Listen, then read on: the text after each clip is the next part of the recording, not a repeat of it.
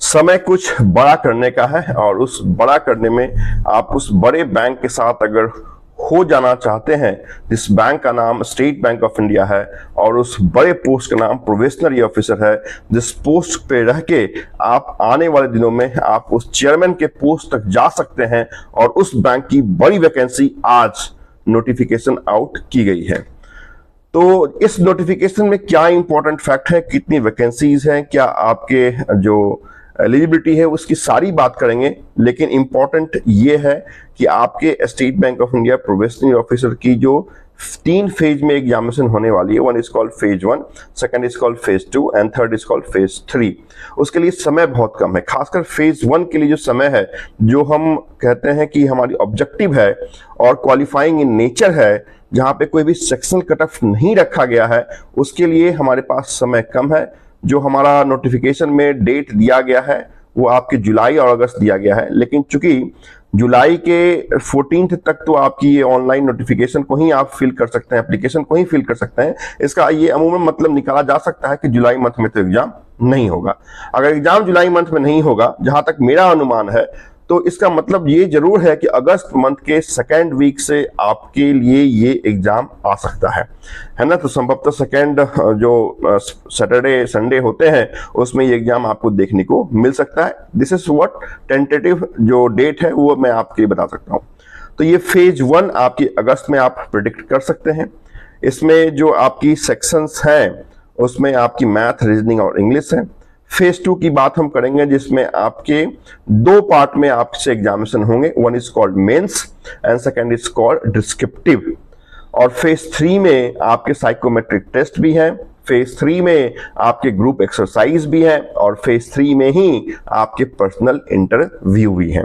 तो सारी बात हम एक साथ तो नहीं कर पाएंगे, कुछ छोटे छोटे टर्म में हम टुकड़ों में आपके अलग अलग वीडियो में देखने की कोशिश करेंगे कि एसबीआई प्रोबेशनरी ऑफिसर के रूप में अगर आना है तो हमारी स्ट्रैटेजी कैसी होनी चाहिए। तो इस स्ट्रैटेजी पे तो आप आज से नहीं अभी से काम करना शुरू करेंगे, और प्रीलिम्स एग्जामिनेशन के लिए कमरबद्ध तरीके से आप दिन और रात मेहनत करेंगे। तो नोटिफिकेशन में जो इंपॉर्टेंट फैक्ट है उसे हम देख लेते हैं वन बाय वन।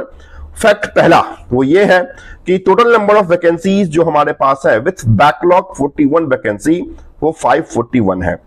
तो 41 तो हमारी बैकलॉग की वैकेंसी है, और 500 इस ईयर की वैकेंसी है। इस 500 में भी आपकी अनरिजर्व जो आपकी कैटेगरी है उसकी वैकेंसी, ओबीसी की वैकेंसी, ईडब्ल्यूएस की वैकेंसी और एससी एसटी की वैकेंसी को बाइफरकेट किया गया है। मतलब 500 में आपकी जो अनरिजर्व वैकेंसी है वो 203 है, ओबीसी 135 है, ईडब्ल्यूएस की 50 है, और एससी एसटी को आप मिला दें तो 112 वैकेंसी आप देख पाएंगे।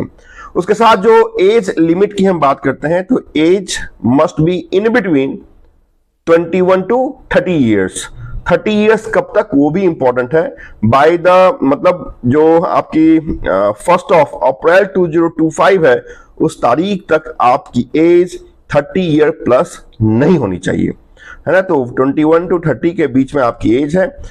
कोई भी आपके पास एजुकेशनल क्वालिफिकेशन ग्रेजुएट है किसी भी टर्म, किसी भी मीडियम में, है ना, किसी भी आपके स्ट्रीम में, तो आप एलिजिबल हैं। वहां पे ऐसा कोई भी परसेंटेज का गाइडलाइन नहीं है कि इतने परसेंटेज हमारे पास होने चाहिए। किसी भी स्ट्रीम से आपने ग्रेजुएशन किया है, यू आर एलिजिबल। बट अगर आप क्या है तो लास्ट ईयर फाइनल स्टूडेंट के भी क्या है तो कैंडिडेट हैं, और आपको एक्सपेक्टेड है कि आपकी जो रिजल्ट है वो बाय 30 सितंबर 2025 तक अवेलेबल हो जाएगी, पब्लिश हो जाएगी, then you are also eligible. तो फाइनल ईयर स्टूडेंट भी एलिजिबल होंगे, बशर्ते 30 सितंबर तक उनकी जो रिजल्ट है वो आनी चाहिए। और जिनका एज 21 to 30 है वो तो एलिजिबल है ही, जिन्होंने किसी भी स्ट्रीम में ग्रेजुएशन किया है वो भी एलिजिबल हैं। जो फी है वो आपकी ओबीसी, ईडब्ल्यूएस प्लस जनरल के लिए 750 है। बाकी अदर कैटेगरी के लिए यहाँ पे जो फी है उसे नील रखा गया है, मतलब किसी भी पेमेंट को देने की जरूरत नहीं है। ये नोटिफिकेशन आप www.sbi.co.in पे जाएंगे, वहां पे कंट्रोल F कीजिएगा और कैरियर लिखिएगा, CARR। कैरियर लिखने के बाद आप उस कैरियर के ऑप्शन पे पहुंच जाएंगे। कैरियर को आप क्लिक करेंगे तो न्यू नोटिफिकेशन में आपको जाना है है। तो उसमें आप जाएंगे तो पहला ही नोटिफिकेशन आपके स्टेट बैंक ऑफ इंडिया का दिख रहा है, वहां पे एडवर्टीजमेंट भी है, उसे आप डाउनलोड कर सकते हैं और अप्लाई नाउ पे क्लिक भी आप कर सकते हैं। और उस अप्लाई नाउ की जो तारीख है वो आज से, दैट इज 24 ऑफ जून 2025 से लेके 14 ऑफ जुलाई 2025 तक निर्धारित की गई है। मतलब जो पेमेंट हो जाना चाहिए वो 14 ऑफ जुलाई 2025 तक हो जानी चाहिए।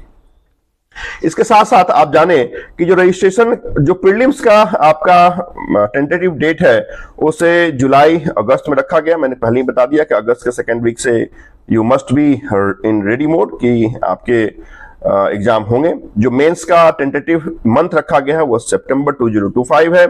उसके बाद जो आपके साइकोमेट्रिक टेस्ट का रखा गया है प्रोडक्शन मंथ वो अक्टूबर नवंबर है। और final result state bank of India आपके हैप्पी न्यू ईयर 2026 से पहले आपको दे देगा और दिसंबर में आप अपने आप को एक फाइनल सिलेक्टेड कैंडिडेट के रूप में देख सकते हैं, बशर्ते मेहनत बहुत ज्यादा किया हो, स्ट्रैटेजी बहुत अच्छी हो, इंग्लिश पे बहुत अच्छी पकड़ हो और बैंकिंग अवेयरनेस बहुत तगड़ा हो। ये मैं आने वाले दिनों में बताऊंगा क्या हम करें, कैसे हम करें, बट अभी आपको मैं ये लिए चलता हूं कि इस तरीके से आप करेंगे तो आप SBI में ऑफिसर, प्रोबेशनरी ऑफिसर जरूर दिखेंगे। अभी जहां तक एक प्रीलिम्स की बात है तो प्रीलिम्स में जान लें आपकी जो एग्जाम है वो क्वालिफाइंग इन नेचर है, कोई भी सेक्शनल कट ऑफ यहां पे नहीं है और 0.25 आपकी नेगेटिव है। दूसरी बात कि यहां पे 3 सेक्शंस हैं, one is math, second is English and third is reasoning. यहां पे इंग्लिश में टोटल नंबर ऑफ क्वेश्चन 40 होगा, मैथ्स में 30 होगा और रीजनिंग में 30 होगा। तो अमूमन एक क्वेश्चन 1 मार्क्स कैरी करता है, तो 100 क्वेश्चन है तो 100 मार्क्स के लिए है। यहाँ पे टाइम का जो बाइफर्केशन है, मतलब उतने ही मिनट आपके सिस्टम, आपके मॉनिटर पर वो स्क्रीन पे आपको वो सेक्शन दिखेगा, उसका टाइम निर्धारित किया गया है और ये तीनों सेक्शन आपके 20 मिनट के लिए ही आपके स्क्रीन पे आपको दिखेगा। 1 घंटे के समय में 100 क्वेश्चन 100 मार्क्स के लिए आपको क्वालिफाई करना है। कोई भी सेक्शनल क्वालिफिकेशन यहाँ पे नहीं है, क्लियर। लेकिन 0.25 नेगेटिव जरूर है। जब इसको देके आप क्वालिफाई कर जाएंगे तो आपको मेंस, दैट इज फेज 2 के लिए आना पड़ेगा और मेंस थोड़ा सा टफ जरूर होता है। टोटल जो आपके टाइम निर्धारण किया गया है मेंस के एग्जामिनेशन का वो 3 घंटे का है, 3 आवर्स एग्जामिनेशन है। कौन कौन सा सेक्शन है वो भी आप जाने। तो पहला सेक्शन बहुत इंपॉर्टेंट है, दैट इज योर रीजनिंग। दूसरा है डेटा इंटरप्रिटेशन, मैथ्स के जगह डेटा इंटरप्रिटेशन, जो पाई चार्ट है या फिर आपके बार डायग्राम है या फिर आपके जो स्पीड टाइम्स के आपके कैलकुलेशन है वो आपसे देखने को मिलेगा डेटा इंटरप्रिटेशन में।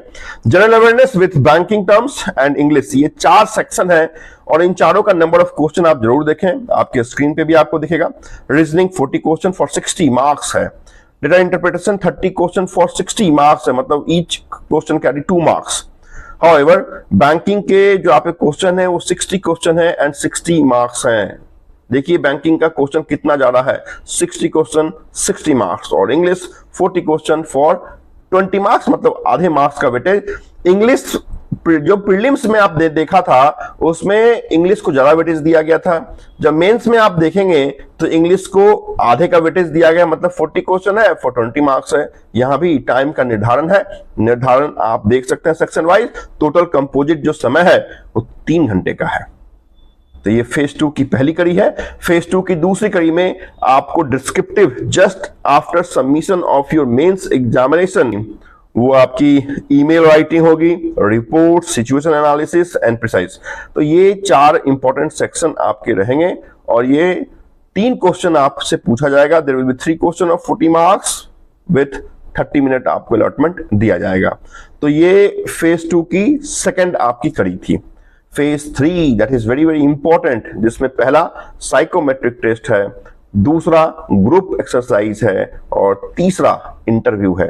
तो ग्रुप साइकोमेट्रिक से क्वालिफाइंग इन नेचर है, group exercise is of 20 marks and your personal interview is of 30 marks. 50 marks के आपके फेज 3 का पेपर है और जब इसको दे लेंगे तो आप SBI में एक प्रोबेशनरी ऑफिसर के रूप में अपने आप को देख पाएंगे। कुछ इंपॉर्टेंट इंस्ट्रक्शन और भी दिए हुए हैं, वो भी आपको जरूर देखना चाहिए। That is candidate to take print out of online application whenever you will be submitting your online application, you have to download and save the PDF form, auto generated PDF for future references. No criminal case should be pending. अगर आपके against कोई case चल रहा है कोई बड़ी बात नहीं, क्रिमिनल केस जो है वो नहीं होना चाहिए, अगर है तो इसका इंटीमेशन आपको पहले करना पड़ेगा। No multiple form to be submitted, है ना, जैसे एक क्वेश्चन एक बार हमने गलती कर दिया फिर दूसरा हम फिल कर सकते हैं क्या? तो आप कर सकते हैं, जो लास्ट बार आप फिल करेंगे वही आपका एक्चुअल कंसिडरेशन किया जाएगा। तो कोशिश करें कि एक बार में ही फर्स्ट टाइम राइट में ही आप सारे फॉर्म जो है वो सही फिल करें, सारे इंफॉर्मेशन को आप कलेक्ट कर लें, जो साइन है वो जो भी है आप उसको कलेक्ट कर लें, उसके बाद आप फॉर्म फिल करना शुरू करें।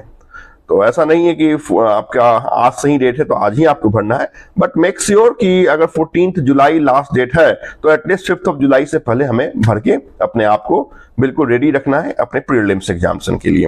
Caste certificate should be in government prescribe format only, and अगर आप किसी गवर्नमेंट बैंक में या किसी गवर्नमेंट ऑर्गेनाइजेशन में है, you must obtain NOC from your employer. तो ये वो इंपॉर्टेंट इंस्ट्रक्शन थे जो मैंने सोचा आपको बता दूं। तो इतनी बड़ी इंपॉर्टेंट गाइडलाइन, इतनी बड़ी नोटिफिकेशन आपके लिए आई है, तो मेरे साथ सिर्फ एक ही शब्द है आज आपको कहने के लिए, that is wish you all the best for SBI Probationary Officer. Thank you all of you for watching.